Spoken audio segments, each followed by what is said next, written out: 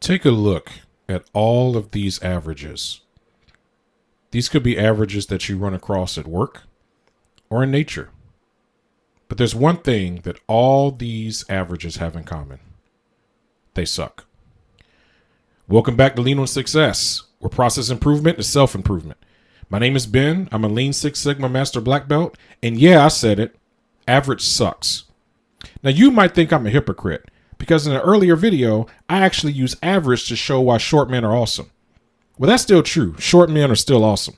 However, there's a dark side to average. There's some weaknesses that need to be exposed so that we can properly interpret and use it in the right ways. There are three things to look out for when we're trying to interpret the meaning of an average. Firstly, we need to consider standard deviation. Secondly, we need to know if our data is skewed. And finally, we need to understand social acceptance. The first thing we must consider when looking at an average is that the average by itself does not describe how much variation there is within that particular data set. For example, consider a sample of soccer balls that you get from your local sporting goods store.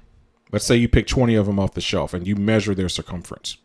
Now, go to the grocery store, pick out 20 or so cantaloupes at the grocery store and measure their circumference. What you'll find is that the average circumference of the soccer balls is roughly equal to the average circumference of those cantaloupes. So that's meaningful, right? That means the average is great. Not necessarily.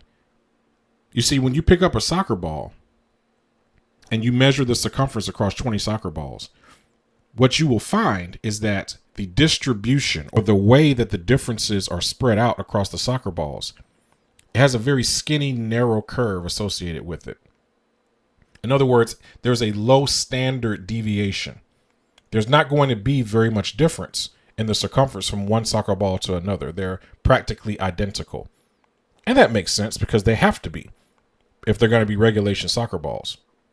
However, when you go to consider the cantaloupes, notice that the top of the orange curve representing the cantaloupes is exactly at the same point as the green curve. That vertical white line is the average. These two data sets have the same average. But the reason why one is tall and skinny and the other one is short and fat is because there's a high amount of standard deviation within the cantaloupes. You may pick up one cantaloupe and it fits within the palm of your hand. The very next one you measure might be the size of your head. So the differences between the individual sizes of each cantaloupe are going to vary pretty widely around that average. So just because I have an average, the average by itself doesn't describe to me how much variance, how much variety I have in my data. So really consider that. Consider any conversations that you've had where people talk about the average this or the average that.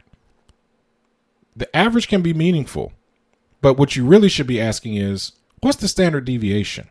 How much variety do I have? How consistent is this data from one data point to the next? Because that's going to give you a much better picture and a much clearer understanding of exactly what's happening within that data set. All right, so here's the second weakness with average. The paradigm that exists in our society today is that the average is what is typical.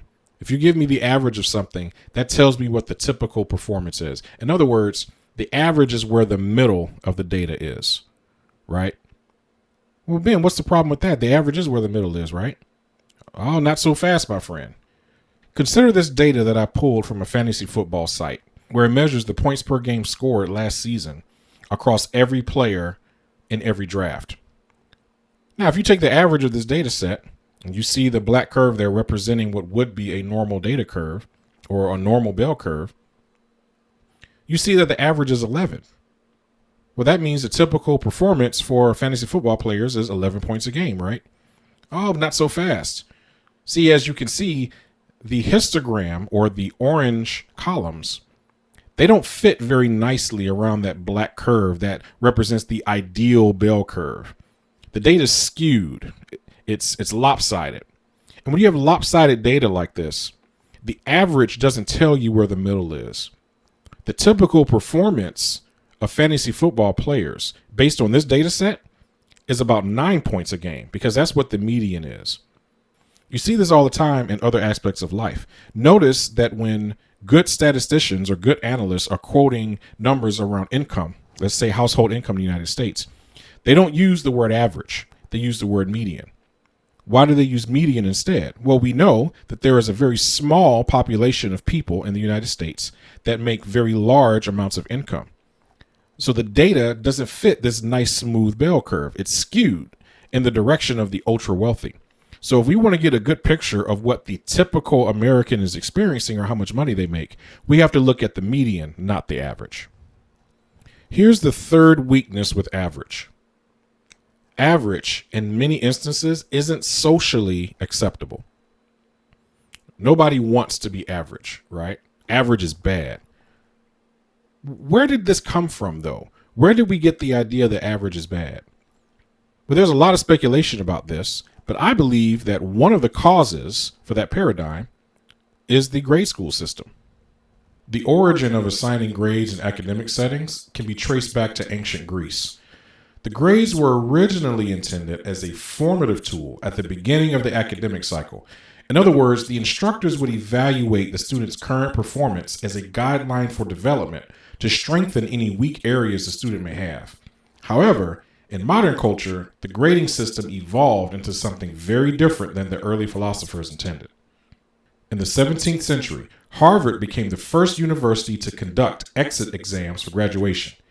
These grades were not at all meant to be formative, but rather a means of evaluating whether a student earned their diploma. This concept was developed further by Ezra Stiles in the 18th century. He developed a 4-point grading system to evaluate academic performance. By the 20th century, this had evolved further into the alphabetical rubric used to calculate grade point average. In fact, when you look at Ezra Stiles' 4-point system, the top two were considered optimal, optimi, while the bottom two were suboptimal. Now, this concept is still used today in many universities. If you get a C or below in a core course, you can wind up on probation or even kicked out of the school altogether. Ask me how I know. Now, the reason why we assign descriptors to the alphabetic grades, outstanding, above average, etc., is because those grades are intended to reflect an individual student's performance against a predetermined standard. For example, we call a C average because a student performing at C level is at the accepted standard for the curriculum being evaluated. In other words, a grade of C is supposed to be in the middle. However, when we evaluate the average GPAs of high schoolers in the United States, the middle is not C, it's a B+.